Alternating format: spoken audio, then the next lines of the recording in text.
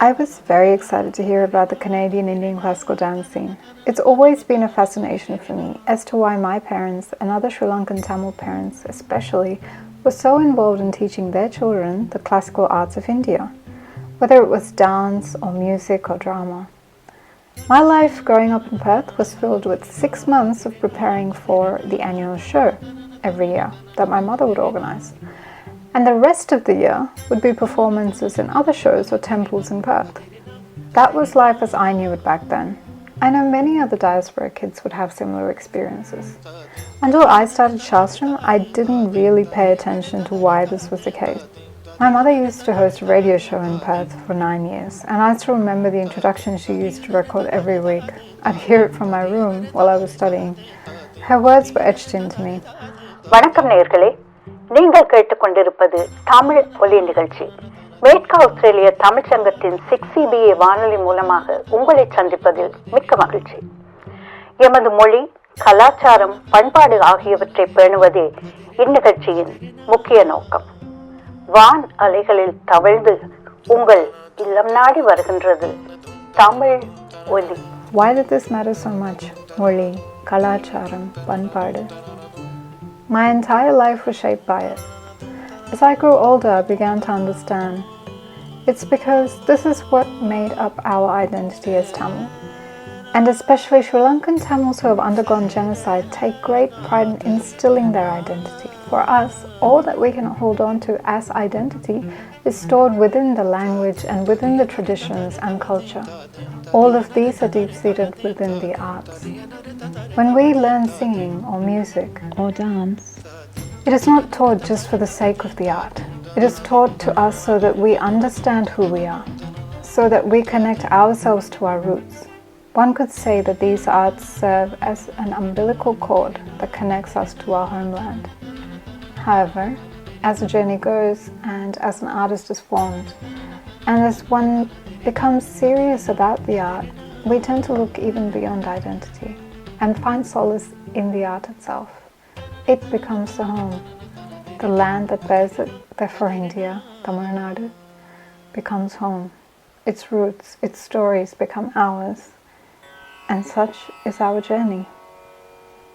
Next, an encounter with an artist who has tread a similar path to mine, Bhavajan Kumar.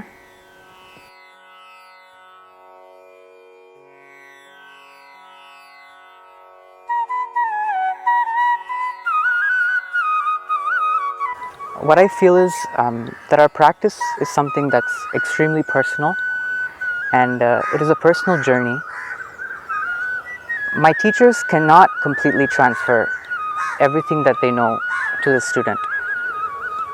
But what I receive from these are the tools and details needed to develop the specifics in my individual practice.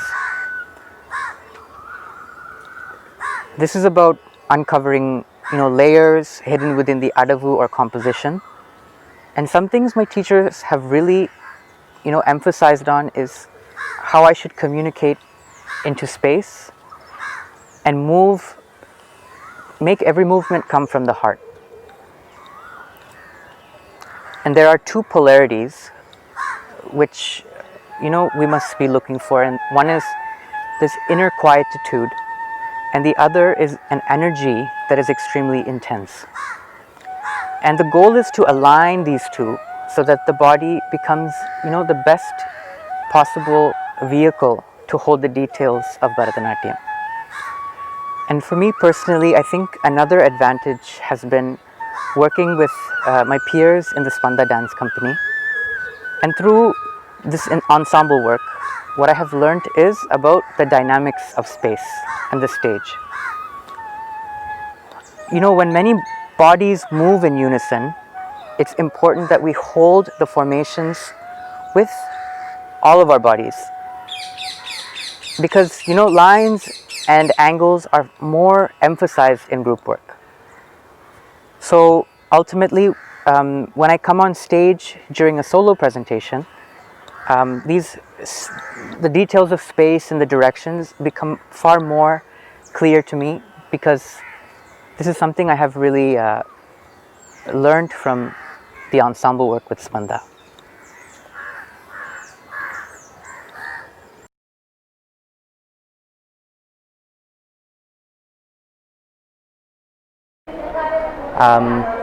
My name is Bhavajan Kumar.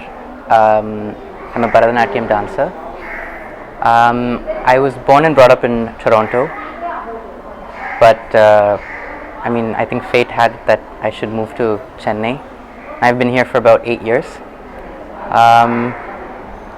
How I became a dancer, I get this question a lot, but I still don't know an answer for it because I started very young, around when I was 5 or 6.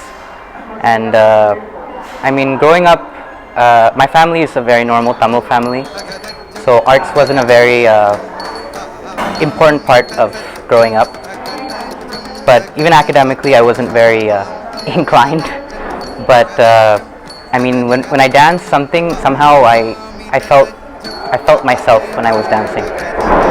So I think that urge to just explore who I was kind of drew me to Chennai, and that's how I became a dancer.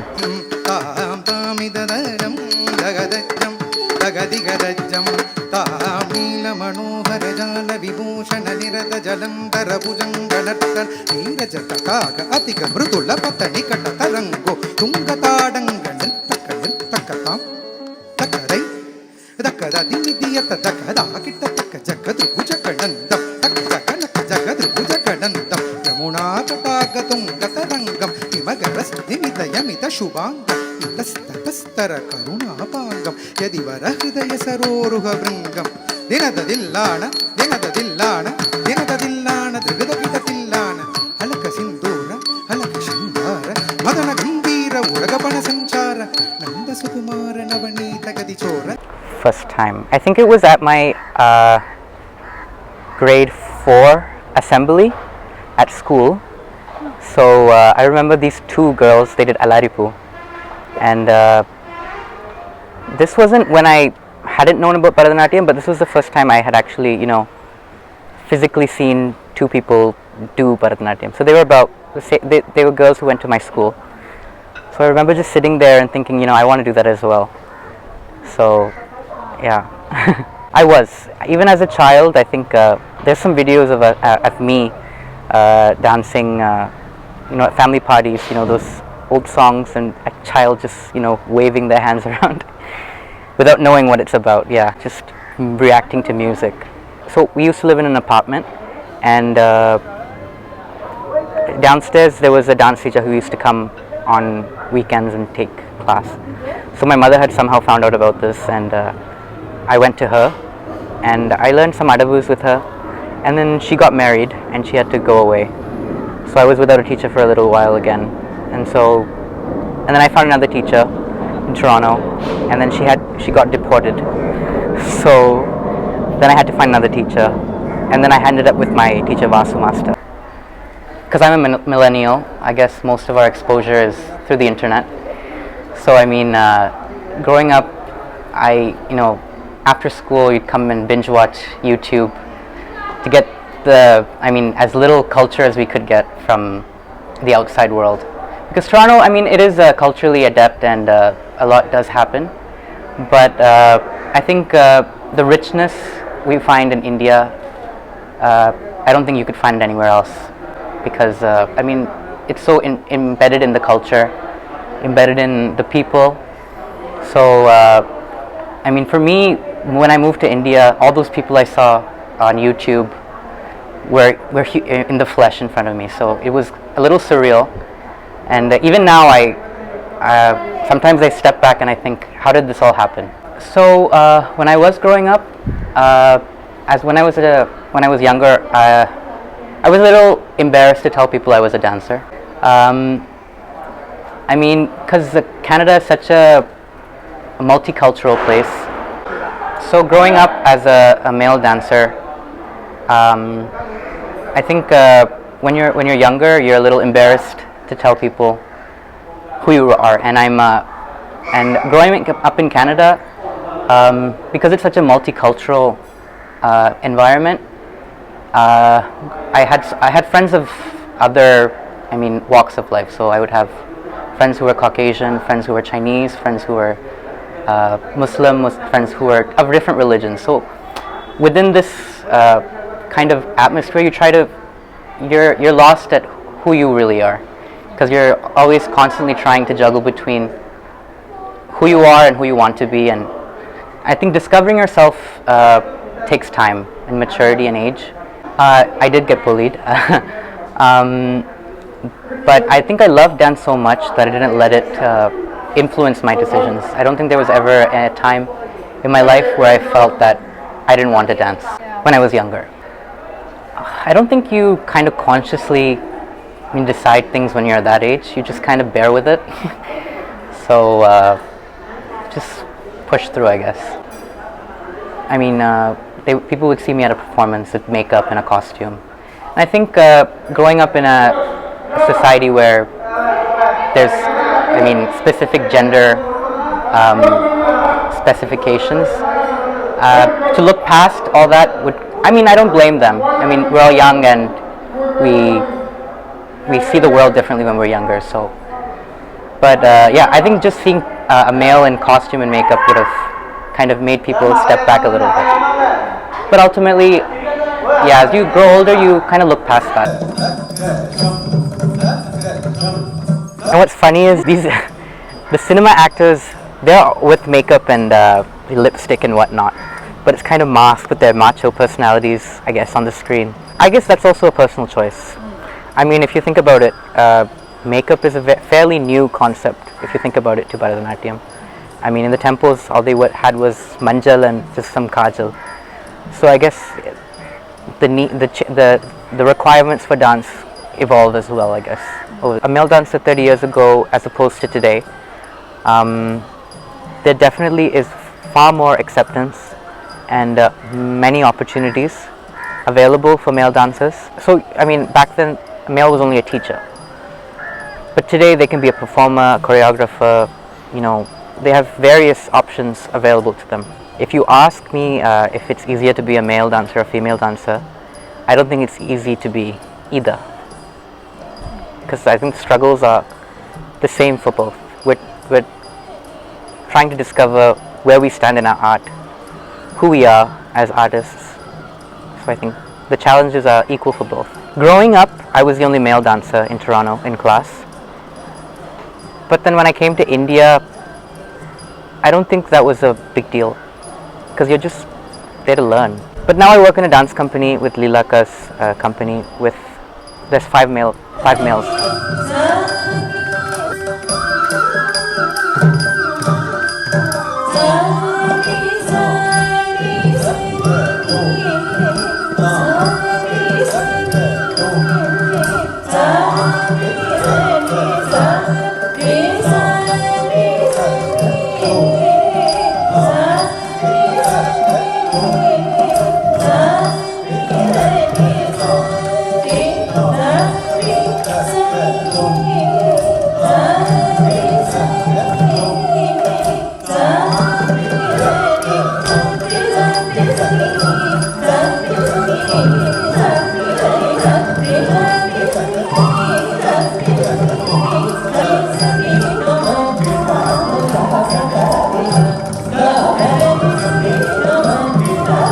So all throughout high school, all I wanted to be was a dancer. And so right after, from grade 9, I was constantly focusing towards enhancing dancing and just looking at different aspects of it. So after grade 12, I decided I should move to Chennai. So initially this wasn't heard of in my family, because we come from a very academically inclined family whose importance on art wasn't very significant. So when I told my parents, they said, okay, you can go for 6 months and get what you need to get done and come back and continue with your studies. So I had gotten, so like every teenager there, after grade 12, I applied to colleges and universities, and I got accepted for information technology management, actually, which is completely out of what I'm doing right now. But so I took that break from university and I came to Chennai for 6 months, and I experienced a different world here. It was I've left home for the first time. I've always been with my parents up till then, so sending me alone at 18, my parents were a little, is he going to be able to take care of himself? Is he going to know what to do? But after the 6 months, I came back, and I really missed Chennai. I really missed the learning, my friends here. I met so many people with the same wavelength, the same aspirations and dreams, that it felt very home for me. So to leave Chennai was very heartbreaking for me, because I don't know, somehow my heart was stuck here. So I went back and I told my parents that I want to go back. They kind of got a body shock. That wasn't a part of the plan. So I came back, and 6 months now has become 8 years. I go back and forth, but I like to spend most of my time in Chennai. No, even in India, when I've worked with so many dance teachers in India as well. Not as a student of them, but I mean, when as a male dancer, there's always a necessity for a male in group productions. So when I first moved here, I got the chance to work with like Padmaka and Chitraka, Sudhanti, and all these legends that you only got to see on videos. So I mean, being in their presence was unimaginable for me. Yeah, I teach, and I have students on Skype, and I conduct workshops very often, and I work with the Spanda Dance Company, which is of my teachers, Leela Samson.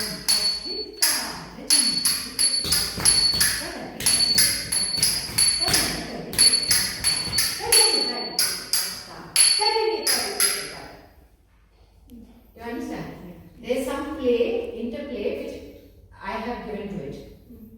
With his approval, I mean, we talked about it and we discussed it. So instead of only following him, we played a little, but it's very, it's mature. I would say it's mature. It shouldn't be something a kid does, but it's also very, it sits very sweetly on the other. It's not fighting against it. So, I didn't study at Kalakshetra, but my reason to move to Chennai, one of the reasons was to join Kalakshetra. But fortunately, or maybe unfortunately, I didn't end up doing it. But I am very much inspired by the vision of Rukmini Devi Arundel. So I've had the great fortune of working with disciples of Rukmini Devi, like Leela Samson and Jyotsna Narayanan, who have been with her so much that her aesthetics are very, at home for them. So, just being around them, you get a sense of what Kalakshetra was, what Kalakshetra is. So, I may not have studied at Kalakshetra, but I do feel that I am connected to Kalakshetra. Yeah, so I think Bani is a very subjective thing, because it's from technique to your own spirit, I guess. So I did learn, I did my Arangetram in the Varavur school. So I learned from a teacher there named S. Vasu, who at that time was, one of the most sought after gurus, I think, in Toronto. Maybe, and he still is. He has very, wonderful students. And so I got the foundation that I needed, I guess, from him. And when I moved to Chennai, I went to Chidambaram. He's of the Kalakshetra school. So he taught me a lot about, what it is to be a performer, what it is to be an artist, and I look up to him very much, even now. Yeah. And that from there, I still remember the time Leelaka, she saw me in Besan Nagar, and I had, so she was choreographing a new Varnam, and a few of us had gone to learn that Varnam from her. So that's how I got to know Leelaka. So I remember I was just about to go back to Toronto when I was walking in Besan Nagar, and Leelaka was coming out of a shop. She stopped me and she said, "Do you want to? Would you be interested in dancing with the Spanda Dance Company?" And you can imagine how excited I was to hear something like that. So that's how I became a part of the Spanda Dance Company. And I mean, in with the Spanda Dance Company, I also became Leelaka's student. So I got to work with her on, the solo Margam format, and so that was something that was, surreal for me at that time.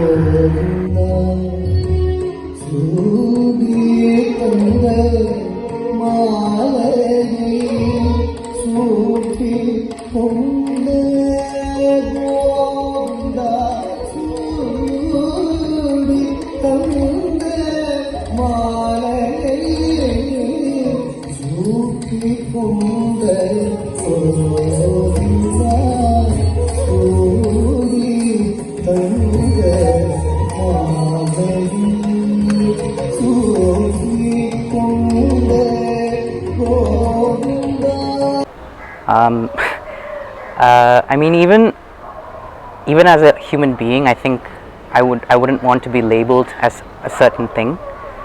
But I think in learning, we learn the basics of a particular style or bani. But ultimately, I think it's our own expression that becomes the art form. So I don't know necessarily if banis exist anymore, because we've borrowed so much from other places, and everyone has an individual voice now. So that's why I think banis are subjective. What is beautiful and what is not beautiful, I think that's also subjective. Different people have different aesthetics, different I think your aesthetics are kind of your natural instincts.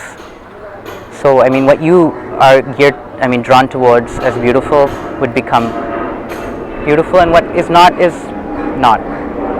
So I mean, I don't think there's any right or wrong, because everyone sees the world differently. So I mean, I think discussions about what is right and wrong it doesn't make sense, because everyone appreciates things in a different way. When I go to a dance performance, I kind of, what I'm looking for is how truthful the presentation is, and how meaningful it is to the dancer. Because if they're feeling that conviction and they believe in their art so much, that is I mean, I don't know, somehow it inspires me to see such true art.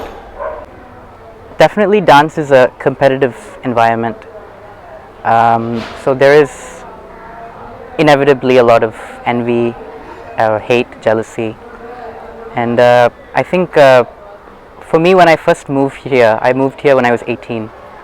I'd left my parents behind, so after, even if you had a bad show, you can't go home and cry on your mother's lap. So you have yourself and your friends, basically, and your teachers, whom you consider everything, because you're here without anyone, and they're the only people who you can go to and just open your heart to.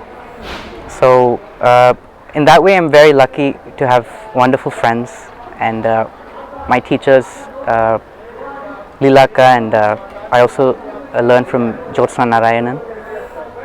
So these people have really made a renewed faith whenever I felt down. So I don't have any family in India, so we didn't really come back to India very often. The only time I did come to India before I moved here was the year of my Arangetram. So I had only come here once before I actually moved here. But at that time, my entire family, we did a temple tour of South India, and we were here for about a month. So from Chidambaram to like Rameshwaram, we did an entire trip. And I don't know, maybe when I was about 12 then, so I don't know, maybe I was intuitively kind of observing things for the first time. And when I moved back, that's when I started grade 9 actually, when I went to high school, right after.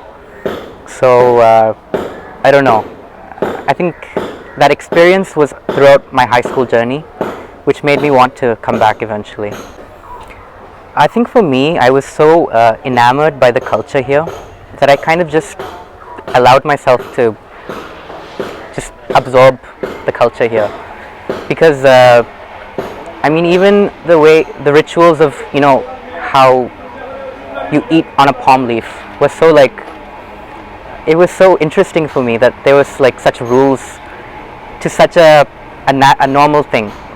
So I mean, these kind of small things that I found in India, they were so interesting to me that maybe I just allowed it to consume me. So I didn't resist the change, and I don't think I did. I have felt, I mean, uncomfortable because, you know, you grew up with certain luxuries in Canada, but then I think when you come to India, you have no choice but to adapt. And if you love the art so much, I think that's not a big deal. And I think another thing that I've learned about dancing is, more than the classrooms, I think you as a person, your personality is what shapes you as an artist as well. So the experiences that you have accumulated, and the hurt you have felt, that joy you have felt, it all is evident in your dancing. So I think definitely India has pushed my boundaries for good and bad experiences, but I think has shaped me into what I am. Dance has the ability to kind of, you know, make you go inwards, that everything around you just disappears. So I think no one can take dancing away from you. I mean, they can take opportunities away from you, they can take you know, many other things away from you, but I don't think anyone can stop you from being who you're destined to be, or unless you allow it. I think you know, when you're younger, you look at dance, I mean, your relationship with dance changes throughout your life. So I think when you're younger, you look at the glamour of the fame, the name, the performances, and then after a while you start to question, why am I doing this, you know? And you know, there have been points where I've questioned, what is this for? What am I doing this for? And you know, whenever I feel this way, I think my teachers have been, Lilaka and Jyotsnaka in particular, have been, you know, very open and honest to kind of show me or talk me through what needs to be done.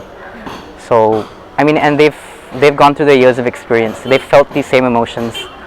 So I mean, having that figure in your life definitely does help you move along.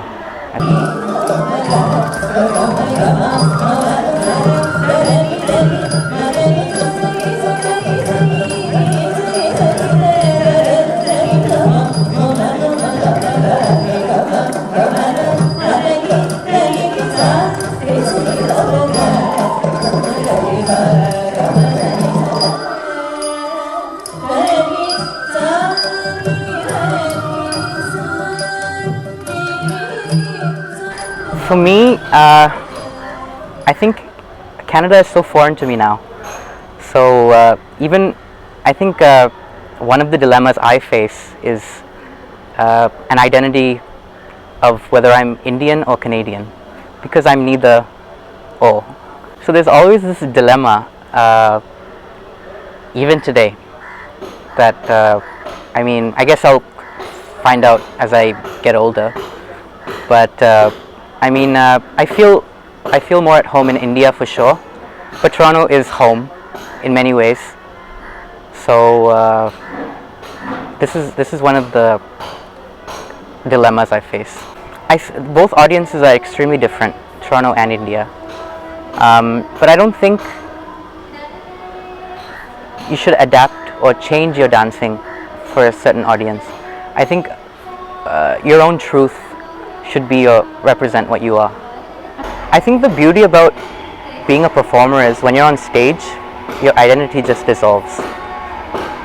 So you're just kind of a vessel, just performing. So there are no genders. I could be a male now, and then I could become a Nayika the next moment. I could be Rama, and then I could be Krishna. I could be a devotee, and then I could be something else. So I mean, in a sense, you're not putting on any mask, but you're just allowing yourself to channel these different characters without being a certain identity. So when I'm on stage, I don't think I'm a Canadian or an Indian or a male or a female or a character or a dancer. You're just a vessel just projecting these emotions.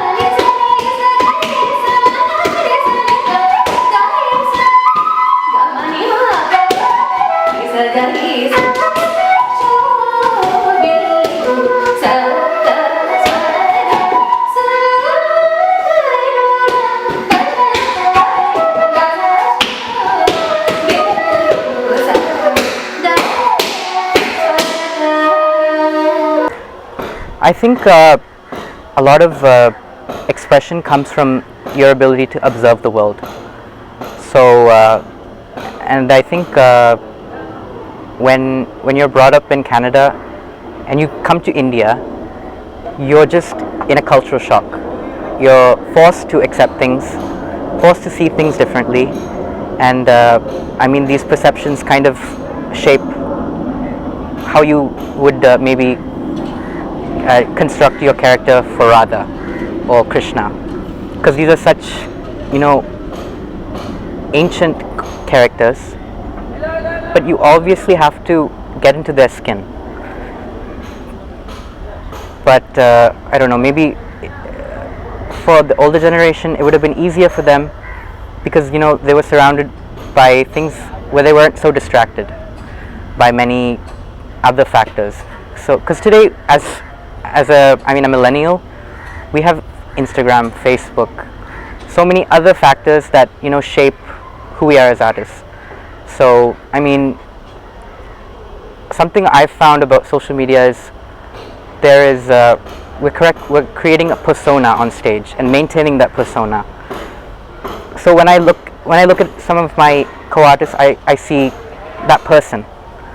Even when they're portraying Krishna or Radha, it's that person. But to allow yourself to become something else, I think is a challenge. படகையிலையில் முன்னால் மாமுனி கருள் செய்தபடி தவறாமல் தில்லை பதியில் வந்து தை மாசத்தில் குரு பூசத்தில் பகல் நேரத்தில் வடகையிலையில் முன்னால் மாமுனி கருள் செய்தபடி தவறாமல் தில்லை பதியில் வந்து தை மாசத்தில் குரு பூசத்தில் பகல் நேரத்தில் தாம் தகிட்ட. I think when we're dancing, we're trying to portray a world that doesn't exist anymore. So in a way, we are romanticizing what it could have been, and we're trying to go back to a time when, you know, the world was a more simpler place, maybe, where, I mean, humans interacted with nature, where it wasn't a different entity from us. And I feel somehow we are more disconnected to nature now than we were before. I think, yeah, it was these temples have been around for thousands of years. And just to think that these were created so long ago and are still standing, it was kind of mind-boggling for me. So, and in Toronto we don't have these places where there's so much energy just charged over years. So I mean, I think it's the energy of these temples, and you know, so many humans have walked through these doors. So they've left behind so many emotions. So many things have happened here. And you know, I think as a child, just to stand in a temple and, you know, take in the years of that energy was very fascinating for me. Toronto's cultural scene is extremely active, and there's tremendous love for the art. And I think because we have so much access to Indian artists now. Forgive me for using the word Indian, but Chennai artists who come, and a lot of artists are training with them. So definitely the perceptions of art are changing, and there's a lot of unique work happening in Toronto. I always like to work with dancers from Toronto. So I did 2 events in the past few years. One was called Pravaham. So it was inspired by the work of Rukmini Devi.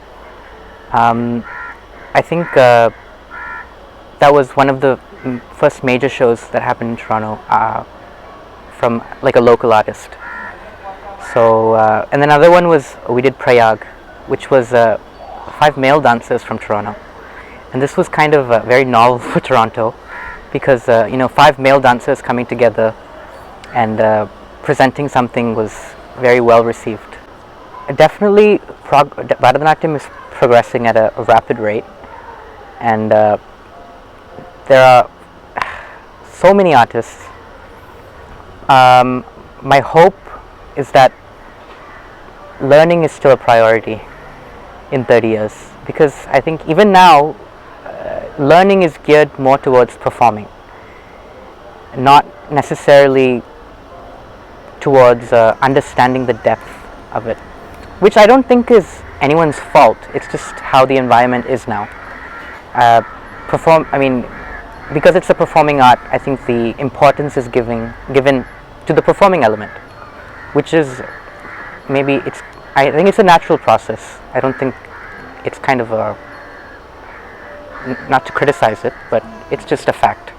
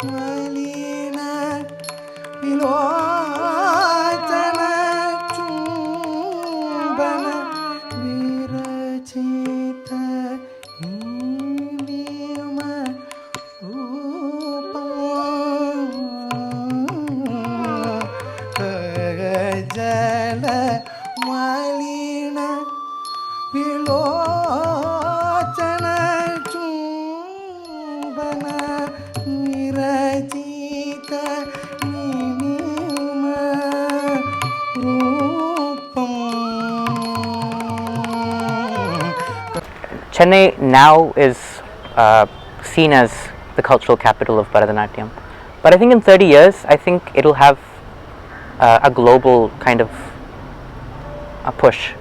So every city will have its own kind of identity, which is already starting to happen. Chennai has its own culture, Bangalore has its own culture, Australia has its own culture, Toronto has its own culture. So I think grooming their own homegrown artists, because I think there will be enough artists in each city that it won't hopefully not be necessary to come to Chennai to perform, to make make it as an artist. I mean you can't escape the culture in Chennai. I mean, even if you speak to an auto driver, the lady who strings flowers, they're so animated in their expressions. And because we're trying to portray a world ancient India, it only makes sense that it comes from India. So I mean, in Toronto, our cultural upbringing is very different. So I think those factors might influence the changes in Bharatanatyam. I mean, even Sancharis like taking a selfie, or like I think in Bharatanatyam it's so culturally rooted in human emotions, and those human emotions are ancient human emotions. And I think from my time to my grandmother's time, there's so many things that have kind of dissolved within our culture that would seem very normal in a Bharatanatyam stage. I think human emotions remain the same, but the intensity of it varies. I think we always have to stay true to the form of Bharatanatyam, because ultimately we are Bharatanatyam dancers. So we can innovate, but that isn't without losing the grammar. So even now, sometimes we see innovations happen without any adavus, which is the basic foundation of our arts, Bharatanatyam. So I think definitely staying true to the form, we can innovate within the form. There's no doubt that we can explore within the boundaries of our arts. And I think Rukmini Devi beautifully said, in order for a river to flow, it needs banks. If there's no banks, it'll be all over the place, which I agree with. I think the beauty of Bharatanatyam is that you can emote any emotion you want. So definitely, for example, we just with Spanda Dance Company we did a production on the river, an abstract topic, the river, but it's many emotions. So how, if you look at the world today, the rivers are disappearing. There's a national crisis for water. So all this can be explained through our medium. I think Shringaram and Bhakti, they can't be separated. Because in order to have Bhakti, you must to some extent love that God you're talking to. So I think personal conversations, I'm a religious person, so I can speak, I'm only speaking for myself. But even when I have a problem, I do stand in front of the altar and just, pour my heart out. So I think it's just who you are as a person.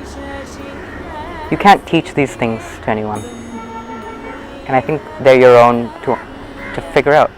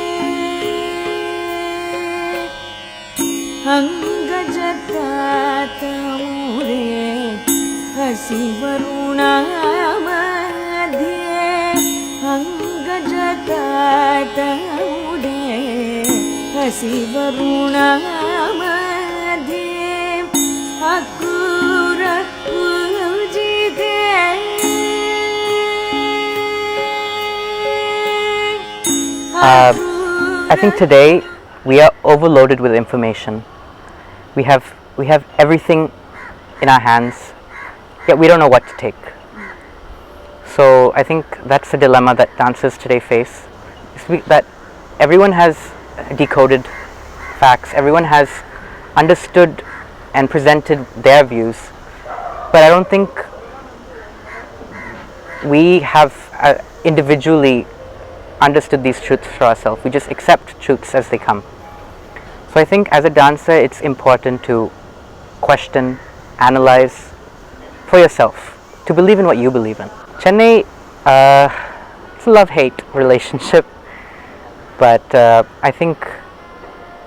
don't think I would be able to have these many great minds around me that I can discuss dance with, that I could observe them.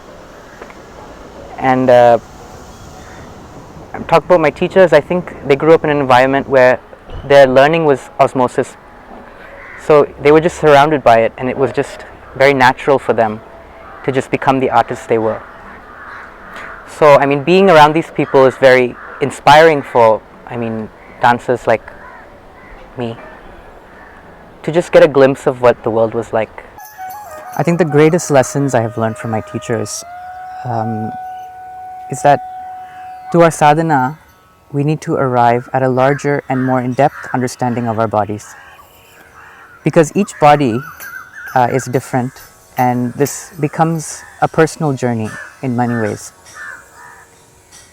One has to quieten the body, but at the same time, it demands tremendous energy from it as well. In Indian philosophy, these two polarities are known as Sthiram and Sukham. We have to be able to quiet inwards, but in those same moments, we must find our axis and exert our bodies to give off this energy that is demanded from the vocabulary of Bharathanatyam.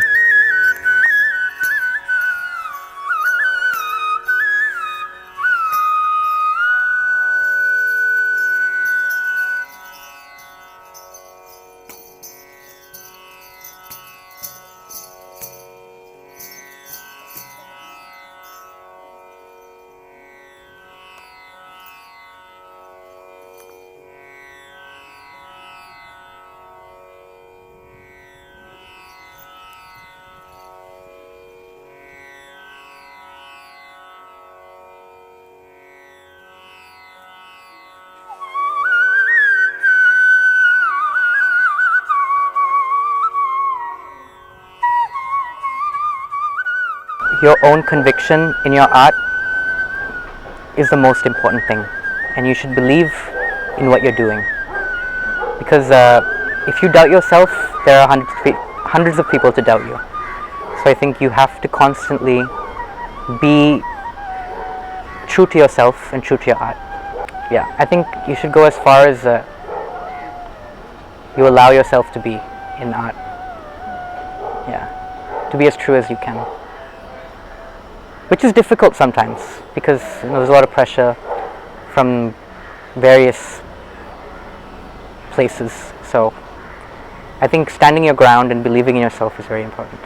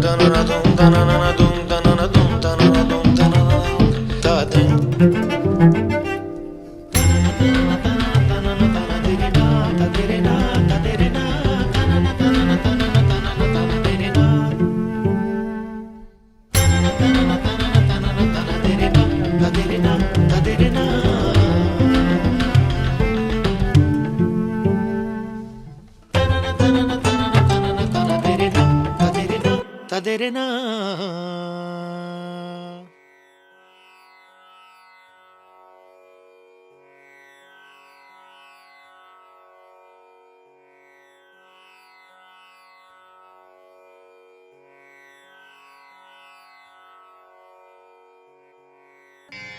ಪರುಲನ ಮಾಟ ನಮ್ಮವಧೂ ಪ್ರಾಣನಾಯಕ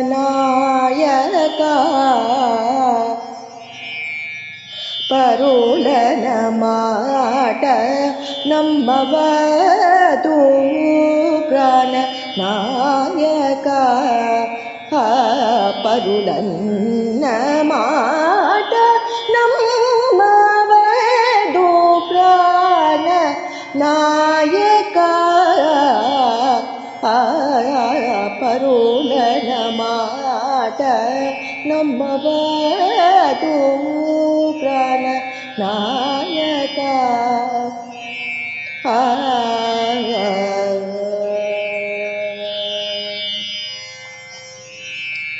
ದೀಂ ನಾದ ದೀಂ ದೀಂ ತನನ ತದರ ತಾನಿ ಬುಧನ ದೀಂ ದೀಂ ತನನ ದೀಂ ನಾದ ದೀಂ ದೀಂ ತನನ ತದರ ತಾನಿ ಬುಧನ ದೀಂ ದೀಂ ತನನ ದೀಂ ನಾದ ದೀಂ ದೀಂ ತನನ ತದರ ತಾನಿ ಬುಧನ ದೀಂ ದೀಂ